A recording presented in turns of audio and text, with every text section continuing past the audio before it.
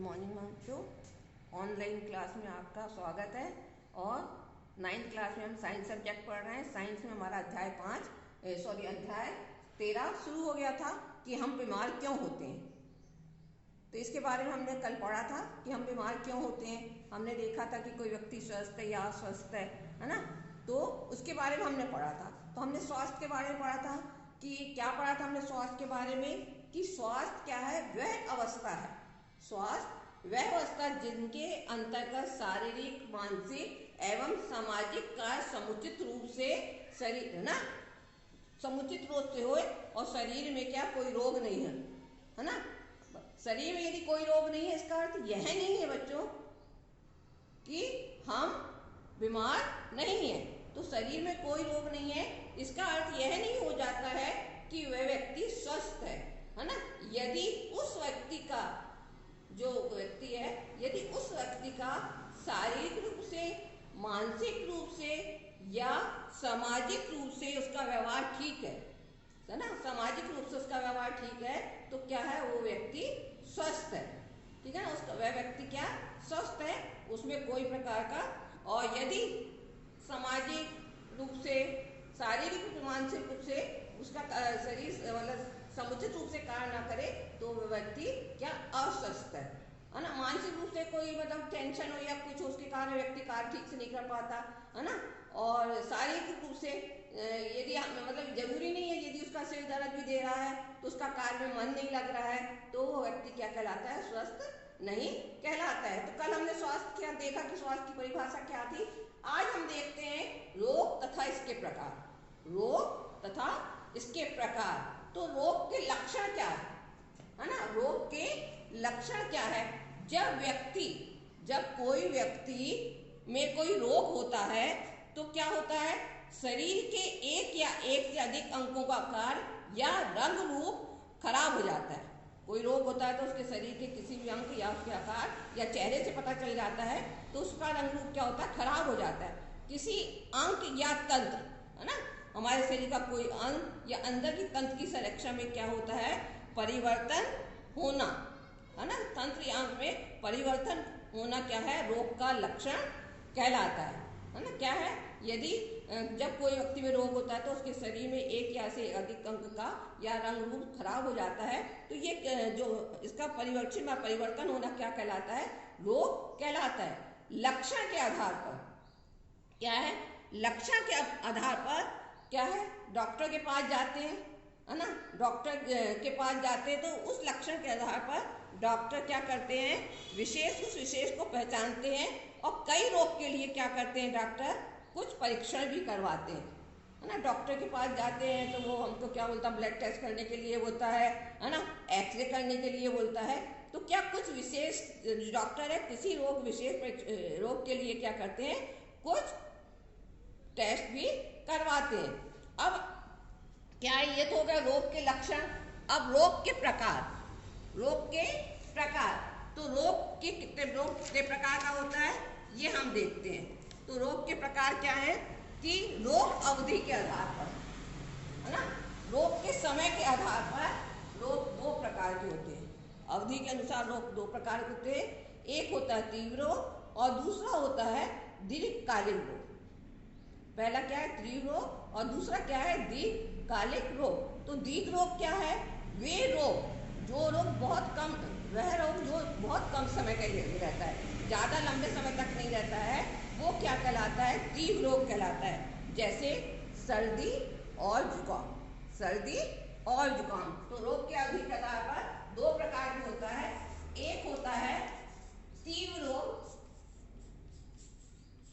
है ना। तीव्र रोग क्या है, जो बहुत का समय के लिए रहता है, वो क्या कहलाता है, तीव्र रोग कहलाता है। जैसे सर्दी जुकाम है ना, ये है। यदि हम सर्दी जुकाम है, यदि हम इसके लिए दवाई लेते हैं तो 2-3 दिन में क्या होता है, ये रोग hमारा चला जाता है। दूसरा क्या है, दीर्घकालिक रोग।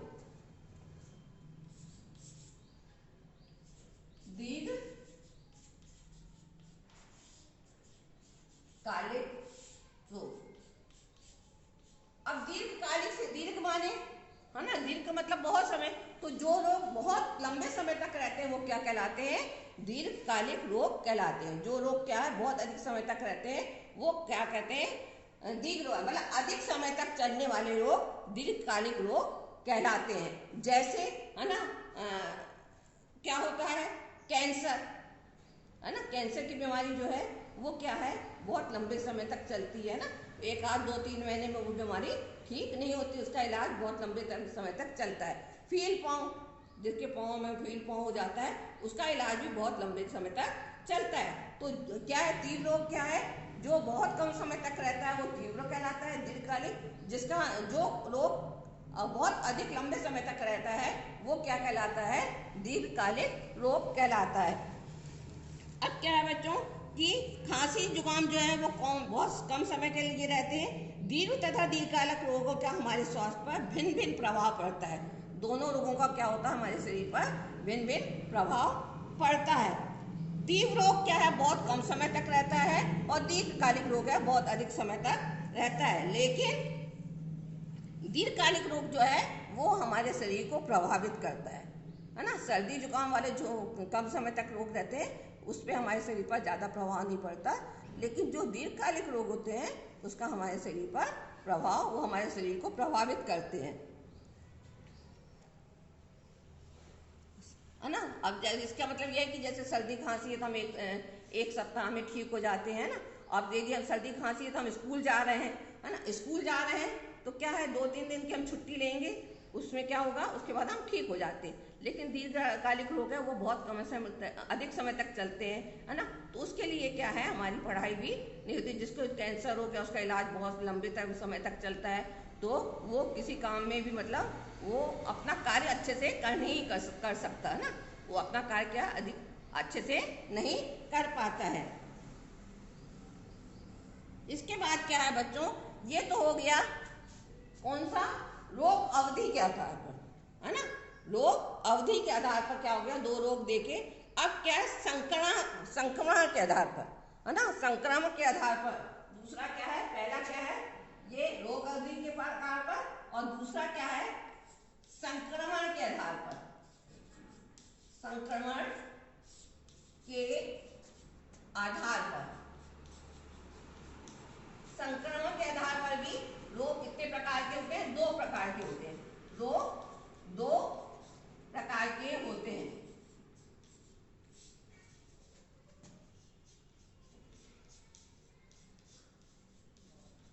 है ना। कौन कौन से रोग 2 प्रकार के होते हैं, एक क्या होता है संक्रामक रोग और दूसरा असंक्रामक रोग। इसमें क्या है, पहला संक्रामक रोग और दूसरा है असंक्रामक रोग। असंक्रामक रोग, है ना, 2 प्रकार के, एक हो गया असंक्रामक रोग और दूसरा असंक्रामक। तो संक्रामक रोग क्या है बच्चों, है ना, आपने पहले भी पढ़ा होगा 6-7 में भी पढ़ा होगा कि संक्रामक रोग क्या है, वे रोग जो सूक्ष्म जीवों के संक्रमण से उत्पन्न होते हैं, है ना। कौन से रोग, वे रोग जो सूक्ष्म जीव के संक्रमण से उत्पन्न होते हैं अथवा जो किसी संक्रमित व्यक्ति से, जो व्यक्ति इस रूप से संक्रमित है, किसी संक्रमित व्यक्ति से स्वस्थ व्यक्ति के शरीर में पहुंचते हैं, है ना। जो किसी स्वस्थ व्यक्ति के शरीर में, मतलब जो संक्रमित व्यक्ति है उसके शरीर से वो रोग किसी स्वस्थ व्यक्ति के शरीर में पहुंचते तो वो क्या कहलाते हैं, संक्रमित रोग कहलाते हैं, ठीक है। इसको हम संचारी रोग भी कहते हैं, है ना। इसको क्या कहते हैं, जैसे कौन कौन से हो गए, जैसे हैजा है, तपेदिक है, मलेरिया है आदि, ये क्या कहलाते हैं, संक्रामक रोग कहलाते हैं, ठीक है ना। उसके बाद दूसरा क्या है, असंक्रामक रोग। दूसरा क्या है, असंक्रामक रोग। तो वे रोग जो पीड़ित व्यक्ति तक ही सीमित रहते हैं, है ना। कुछ रोग हैं जो पीड़ित, जो उस रोग से पीड़ित है वो रोग उस व्यक्ति तक ही सीमित रहता है और अन्य व्यक्तियों में नहीं फैलते हैं, वो क्या कहलाते हैं, असंक्रमित रोग कहलाते हैं या असंक्रामक रोग कहलाते हैं। जैसे हृदय रोग, है ना, हृदय रोग जैसे हार्ट अटैक है तो वो एक व्यक्ति से दूसरे व्यक्ति में नहीं पहुंचता है, कैंसर है, वो भी एक व्यक्ति से दूसरे व्यक्ति में नहीं पहुंचता है। जो उस रोग से रोगित है वो रोग उस व्यक्ति के तक ही सीमित रहता है, दूसरे व्यक्ति तक नहीं पहुंचता है। तो बच्चों क्या है, क्या है, पहले हमने देखा रोग के प्रकार, अवधि के आधार पर रोग दो प्रकार के हो गए, तीव्र रोग, दीर्घकालिक, और संक्रामक के आधार पर रोग दो प्रकार के हो गए, संक्रामक रोग और असंक्रामक रोग। तो क्या है, अब क्या है, ये देख लिया क्या है, अब हमको देखना है कि रोग के कारक क्या है। ठीक है ना, रोग के कारक क्या क्या है, है ना। तो इसके पहले हम देखते हैं कि रोग के फैलने के तरीके। ठीक है बच्चों,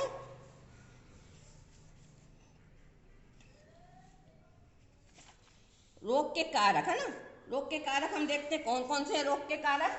तो रोग के कारक कौन कौन से हैं, रोग के कारक,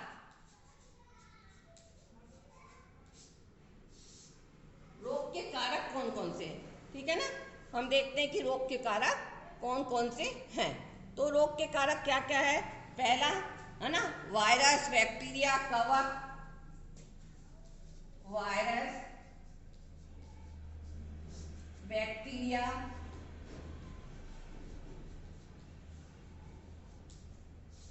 कवक,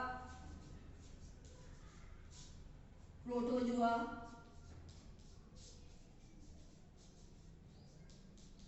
आदि, है ना। पहला हो गया रोग का कारक, वायरस के द्वारा भी होते हैं, बैक्टीरिया के ना, इनके द्वारा रोग के कारक। दूसरा दूसरा क्या है, कुपोषण, कुपोषण, कुपोषण के द्वारा भी रोग फैलते हैं, है ना। कि कोई है जिनको अच्छा भोजन नहीं मिलता है ना, उनका पोषण अच्छी तरीके से नहीं होता है, तो उसके कारण ये रोग के कारक है। तीसरा आनुवांशिक, है ना, आनुवांशिक विभिन्नता, आनुवांशिक, आनुवांशिक भिन्नता,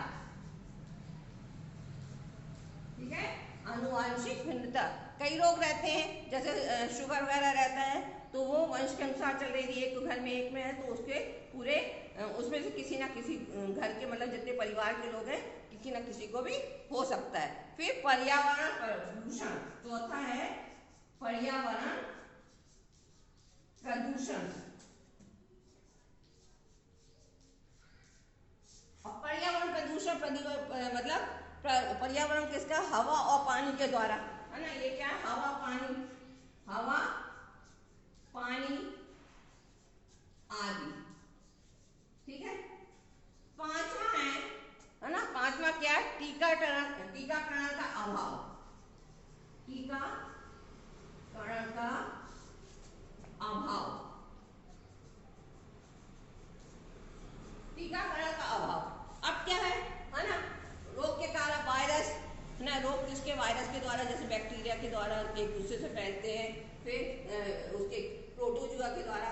कुपोषण, कुपोषण के द्वारा होता है, यदि कई है मतलब जो बहुत वैसे लोग रहते हैं जिनको अच्छा खाना नहीं मिलता है ना, वो कुपोषित होते हैं उससे, तो उसके कारण भी ये रोग होते हैं। फिर उसके बाद क्या आपका आनुवांशिक भिन्नता, है ना, आनुवांशिक भिन्नता, है ना, वंश के अनुसार भी ये रहते हैं।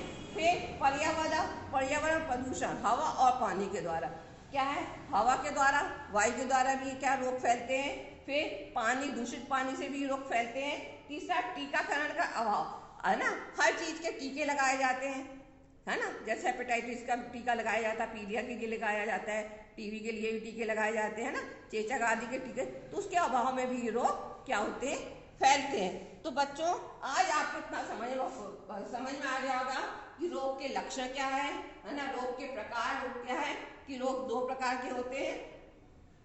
एक हम कह सकते हैं कि मतलब समय के आधार पर रोग दो प्रकार के हो गए, तीव्र रोग और दीर्घकालिक रोग। फिर उसके बाद संक्रमण के आधार पर रोग दो प्रकार के होते हैं, संक्रमण रोग और असंक्रामक रोग, है ना। फिर रोग के कारक हमने देखे। तो बच्चों इतना आपको आज समझ में आ गया होगा। इसको क्या करना है, आपको अपनी कॉपी में नोट करना है, ठीक है। आपको अपनी कॉपी बुक में से पढ़ना है, बुक में से पढ़ने के बाद इसको क्या करना, अपनी कॉपी में नोट करना है। ठीक है बच्चों, इतना समझ में आ गया। कल हम पढ़ेंगे कि ये रोग किसके, संक्रामक रोग किस किस के द्वारा फैलते हैं, रोगों के फैलना किस किस के द्वारा संक्रामक रोग होते हैं और असंक्रामक रोग, ये कल हम पढ़ेंगे।